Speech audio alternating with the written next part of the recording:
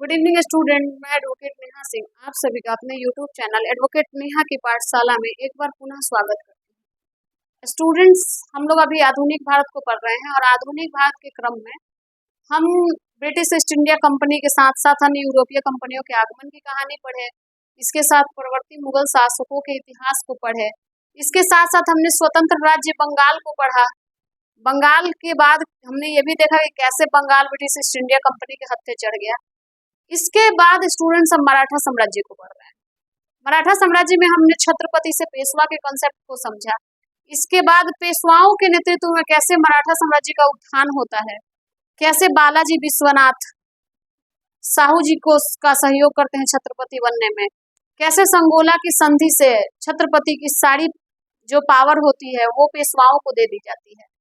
इस प्रकार हम देखते हैं स्टूडेंट कैसे बाजीराव प्रथम जैसा व्यक्ति छत्रसाल का सहयोग करते हैं। इसके साथ साथ स्टूडेंट ये भी हम देखें कि कैसे पानीपत का तृतीय युद्ध होता है बालाजी बाजीराव के कालखंड में, और कैसे बालाजी बाजीराव जो होते हैं उनकी मृत्यु होने के पश्चात पुनः माधवराव मराठा संघ के अगले पेशवा नियुक्त होते हैं और वह मराठा साम्राज्य को पुनः एक बिखरे हुए मराठा साम्राज्य आप कह सकते हैं, बिखरे हुए मराठा साम्राज्य को पुनः नियोजित करते हैं। पानीपत के तृतीय युद्ध में हुए अपमान का अलग अलग राज्यों से बदला लेते हैं, लेकिन यहाँ भी नियति और प्रकृति उनका साथ नहीं देती है, उनकी मृत्यु हो जाती है। पिछले लेक्चर में स्टूडेंट्स हम लोग ये देखें कि माधव राव के कालखंड में उनको एक विरोध का सामना करना पड़ा, और वो विरोध किसने उत्पन्न किया था? तो वो विरोध उत्पन्न किए थे उन्हीं के चाचा रघुनाथ राव। मैंने पिछले लेक्चर में ये बताया था कि हम देखेंगे कि कैसे आंग्ल मराठा युद्ध का शुरुआत होता है और कैसे होता है प्रथम आंग्ल मराठा युद्ध। इस क्रम में हम पिछले लेक्चर में आप लोग को बता चुके हैं स्टूडेंट की कैसे बालाजी बाजीराव के बाद उनके पुत्र माधव राव को जब कमांड पेशवा नियुक्त किया जाता है तो ये चीजें रघुनाथ राव को खलती है कि अकॉर्डिंग टू सीनियरिटी भाई के बाद मुझे पेशवा बनना चाहिए था, लेकिन उनकी बैड हैबिट्स उचित आचरण नहीं होने के कारण मराठा संघ उनको पेशवा नियुक्त नहीं करता है। और इसके बाद क्या होता है स्टूडेंट कि माधवराव की जब मृत्यु हो जाती है तो उस टाइम भी उनको उम्मीद जगती है रघुनाथ राव को कि अब मुझे पेशवा बनाया जाएगा, क्योंकि माधवराव नेचर ने साथ दिया था इनका, माधवराव की मृत्यु हो चुकी होती है। अब होता क्या है कि यहाँ भी मराठा संघ उनके आचरण और प्रकृति के बारे में आह्वान करके कि ये मराठा साम्राज्य को बिल्कुल नहीं संभाल सकते हैं, इनकी जो अयासी है, इनका जो आचार व्यवहार है वो एक प्रशासक बनने योग्य नहीं है। पुनः माधवराव के पुत्र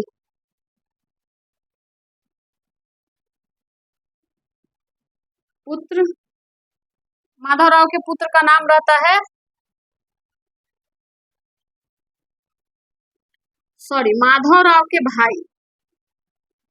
माधवराव के जो भाई रहते हैं छोटे भाई नारायण राव।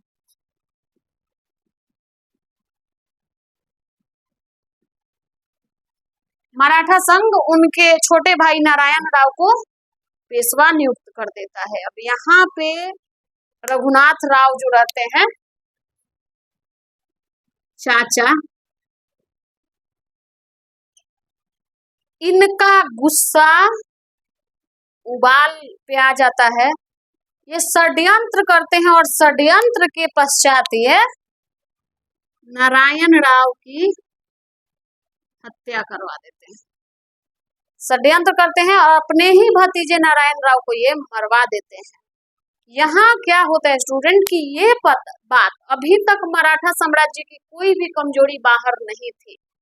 जैसे ही मराठा साम्राज्य के अंदर का विरोध की जानकारी बाहरी लोगों को होती है कि अरे खुद के चाचा ने भतीजे की हत्या कर दी, किस लिए? तो पेशवा बनने के लिए इनके विरोधी एक्टिव हो गए।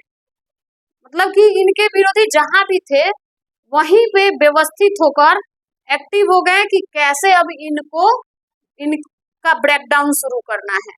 ये जो काम हुआ मराठा संघ में एक अलग ही कार्य था जो कि मराठाओं को सबसे ज्यादा कमजोर किया। इनको मरवा दिए इनको मरवाने के बाद इनको लगा कि अब मैं पेशवा नियुक्त हो जाऊंगा। लेकिन यहाँ भी क्या करते हैं, यहाँ भी इनको कोई बेनिफिट नहीं होता है। अभी तो इतना किए ही हैं, इससे भी भयंकर ये करेंगे। धीरे धीरे इनकी क्वालिटी, जो राघोबा रहते हैं रघुनाथ राव, इनके क्वालिटी का पता धीरे धीरे लोगों को चलता है। यहाँ पे ये क्या करते हैं कि मराठा संघ को जब पता चलता है कि ये मरवा दिए, तो फिर क्या होता है कि नारायण राव के बाद क्या किया जाता है कि फिर इनको मौका नहीं दिया जाता है। माधव राव के पुत्र रहते हैं, नारायण राव के बाद माधव राव के पुत्र रहते हैं, माधव नारायण राव। माधव राव के पुत्र रहते हैं माधव नारायण राव।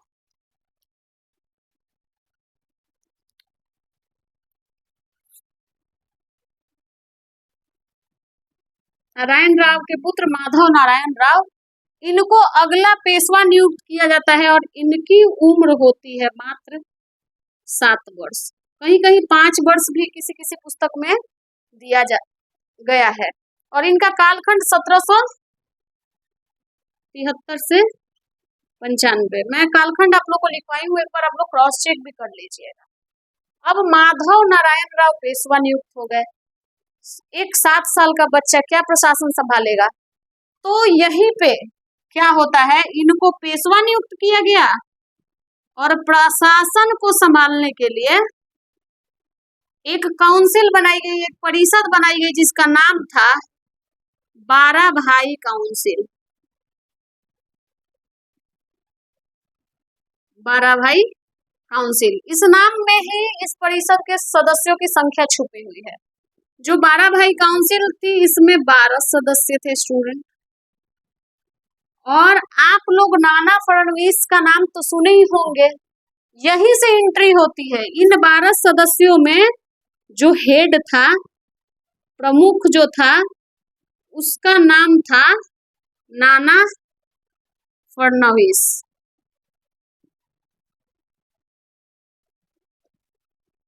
पेशवाओं का चाणक्य कहा जाता है इनको, मराठाओं का भी कह सकते हैं। अब चाणक्य की उपमा दी गई है, तो आपको पता है कि चाणक्य कौन थे? नहीं पता हो तो जरूर चाणक्य के इतिहास को पढ़िए लो आप लोग। तो नाना फडणवीस इन 12 सदस्य वाली जो काउंसिल होती है, 12 भाई काउंसिल, इसके प्रमुख नियुक्त होते हैं। और यहाँ से ये 12 भाई काउंसिल प्रशासन को संभालती है। अर्थात फिर रघुनाथ राव को कोई मौका नहीं मिला क्या बनने का, तो पेशवा बनने का। इनका गुस्सा तो शांत हुआ ही नहीं, गुस्सा तो बढ़ेगा ही। जब छोटे जगह पे इग्नोरेंस हुआ तो इन्होंने अपने भतीजे की हत्या करवा दी। अब यहाँ पे क्या, यहाँ तो भयानक इग्नोरेंस हुआ है। 7 साल के बच्चे को पेशवा नियुक्त कर दिया गया और इनको साइड आउट, और एक नया परिषद बना दिया गया जिसमें 12 सदस्य थे। जैसे आज का मंत्री परिषद होता है सरकार के संचालन के लिए, वैसे ही ये 12 भाई काउंसिल बना दिया गया। अब रघुनाथ राव जो थे, ये काउंसिल बनी यहीं से स्टूडेंट मराठा संघ में, मराठा साम्राज्य में ब्रिटिश ईस्ट इंडिया कंपनी की एंट्री हो जाती है। अब ब्रिटिश ईस्ट इंडिया कंपनी की एंट्री हो जाती है तो हुई कैसे? ऐसा तो था नहीं कि कोई गेट था जिसमें से उनको घुसना था। तो हुआ ये कि जैसे ही माधव नारायण राव शासक बने, 12 भाई काउंसिल अस्तित्व में आई, रघुनाथ राव का सब्र का बांध टूट गया। और जैसे इनके सब्र का बांध टूटा, ये फ्रस्ट्रेट हो गए। और पुनः फ्रस्ट्रेट होने के बाद ये सीधे कहाँ जाते हैं, तो ये जाते हैं बम्बई प्रेसिडेंसी।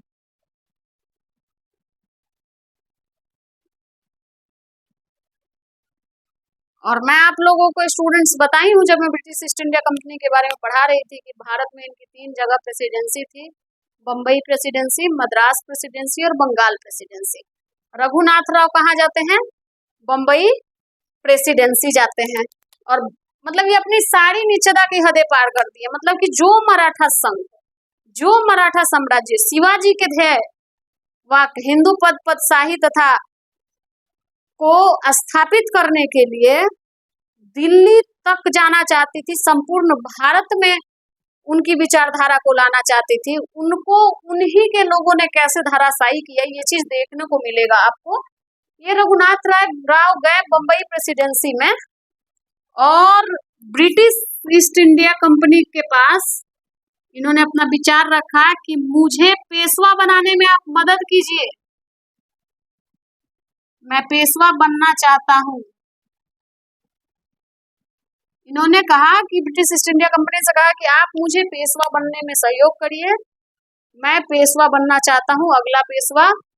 तो ब्रिटिश ईस्ट इंडिया कंपनी तो मुफ्त में कोई काम करती नहीं थी, पूरा इतिहास गवाह है। तो ब्रिटिश ईस्ट इंडिया कंपनी कहती है कि हम ऐसा क्यों करें, आखिर क्या बेनिफिट होगी हमको।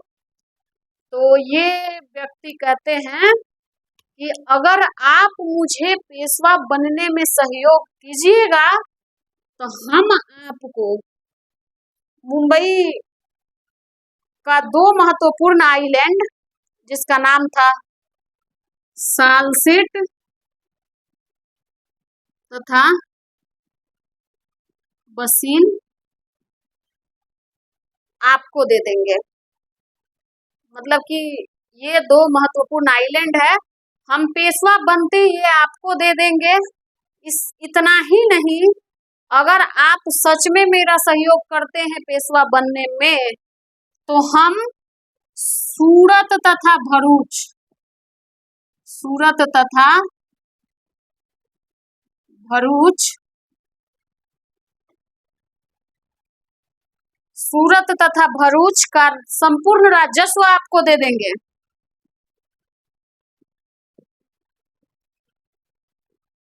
जी आपको देंगे। अब आप बताइए किसको अच्छा नहीं लगेगा। अपने आप आपको सारी सुविधाएं मिल रही है, काम क्या करना है, तो एक व्यक्ति को पेशवा बनने में मदद करना है।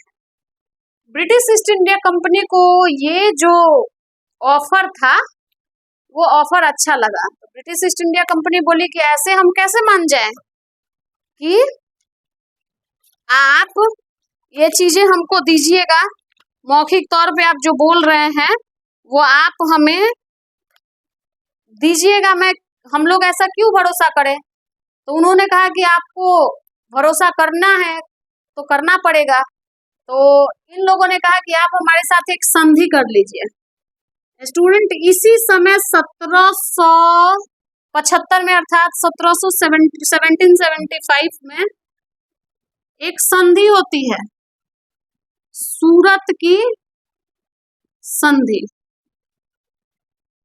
सूरत की संधि जब होती है तो सूरत की संधि में ये सारे पॉइंट क्या होता है, लिखा जाता है कि ब्रिटिश ईस्ट इंडिया कंपनी यदि रघुनाथ राव को पेशवा बनने में सहयोग करती है तो रघुनाथ राव पेशवा बनते ही सालसेट तथा बसीन को ब्रिटिश ईस्ट इंडिया कंपनी को दे देंगे, तथा भरूच तथा सूरत का राजस्व जो होगा, पूरा राजस्व वो ब्रिटिश ईस्ट इंडिया कंपनी को देंगे।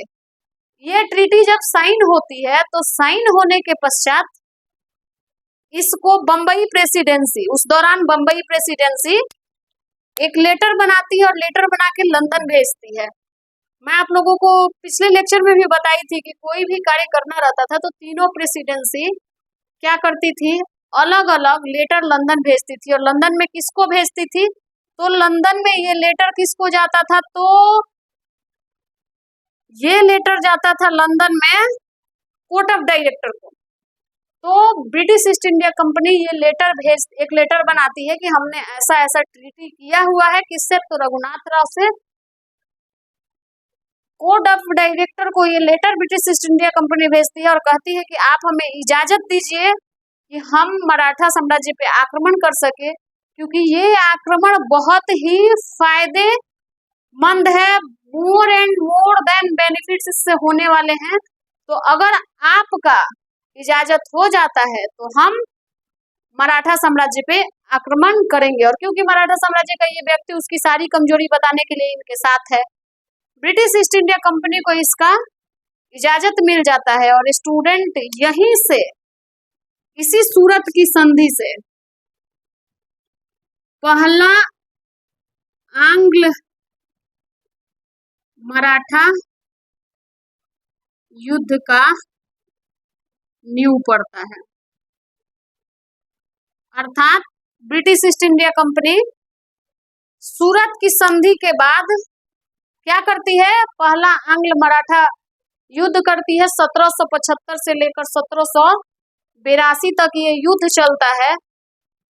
और इस युद्ध के का रिजल्ट क्या होता है, कई संधियां होती हैं। 75 से 82 है तो आप समझ सकते हैं, कई संधियां होती हैं इस युद्ध के दौरान। तो स्टूडेंट्स ये था कि कैसे British East India company entry की मराठा साम्राज्य में, कैसे मराठा साम्राज्य कमजोर हुआ और कैसे ये लोग धीरे धीरे कम होने लगे। ब्रिटिश ईस्ट इंडिया कंपनी की जैसे एंट्री होगी, एक के बाद एक युद्ध होंगे मराठाओं का अंग्रेजों के साथ। ये लोग मराठा सरदार युद्ध को करेंगे, लेकिन अंततः ब्रिटिश ईस्ट इंडिया कंपनी इस पर अधिकार कर लेगी। तो हम ये इस कहानी से सीखे या इस लेक्चर से हमने ये समझा कि कैसे आंग्ल मराठा युद्ध की शुरुआत हुई। अब हम लोग रट जाते हैं स्टूडेंट, फैक्ट रट जाते हैं कि पहला आंग्ल मराठा युद्ध किसके किसके बीच हुआ, इसका कालखंड क्या था। तो वो रटने से अच्छा है कि युद्ध क्यों हुआ, कैसे हुआ, इसके पीछे का इतिहास क्या रहा। जिस दिन हम लोग ये सब जान जाएंगे स्टूडेंट्स, हमारे लिए फैक्ट याद करने की जरूरत नहीं पड़ेगी। स्टूडेंट स्टोरी इसके पीछे की क्लियर होनी चाहिए। जैसे ही ये क्लियर होगा, आप पॉइंट टू पॉइंट क्वेश्चन का आंसर कर लेंगे। तो आप को हम बता दें कि सूरत की संधि से आंग्ल मराठा युद्ध की शुरुआत हो गई और यहीं से पहला आंग्ल मराठा युद्ध हुआ। इसके बाद लगातार युद्ध होगा। तो स्टूडेंट्स, आज के लेक्चर के क्रम में हम इतना ही रहने देते हैं। हम आज ये जान गए कि कैसे शुरू हुआ युद्ध मराठा और अंग्रेजों के बीच। आने वाले लेक्चर में हम स्टूडेंट सभी आंग्ल मराठा युद्धों को पढ़ेंगे और भारत में जितनी भी लड़ाइयाँ ब्रिटिश ईस्ट इंडिया कंपनी करी उन सबको हम पढ़ेंगे, बारी बारी से पढ़ेंगे। इसलिए आप लोग हमारे साथ बने रहिए, हमारे चैनल को लाइक करिए, शेयर करिए, सब्सक्राइब करिए और प्रीवियस ईयर क्वेश्चन बनाना बिल्कुल भी मत भूलिए। रात 8 से 10 के बीच आप हमारे साथ लाइव सेशन में PIQ के डिस्कशन में जुड़ सकते हैं और अधिक से अधिक लाभ उठा सकते हैं। Thank you student.